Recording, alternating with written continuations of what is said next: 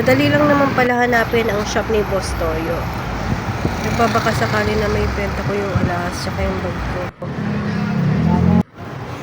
Hello everyone, welcome to my vlogs. So for today's video, nandito ako ngayon sa PP Stars kay Boss Toyo.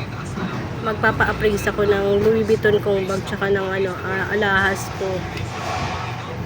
So sana ibenta kung magkakasundo kami sa presyo.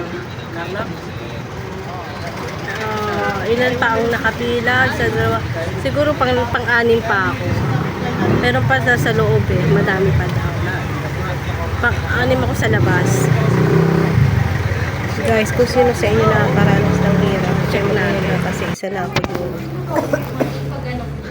Kalahati ng taon 2025 pumasok ang mga problema sa buhay namin. Simula na mawalan ako ng trabaho, unti-unti naubos ang mga alahas ko. Hindi na nga ako nakapag-isip ng tama at naibenta ko na siya ng mababa. Ito na nga pala yung kahuli-huli akong alahas na naibenta. Sa susunod, mamumulot na ako ng basura. Guys, pakisubscribe naman. Tulong na lang para sa amin ng magulang ko. Pambili nila ng gamot. Salamat po.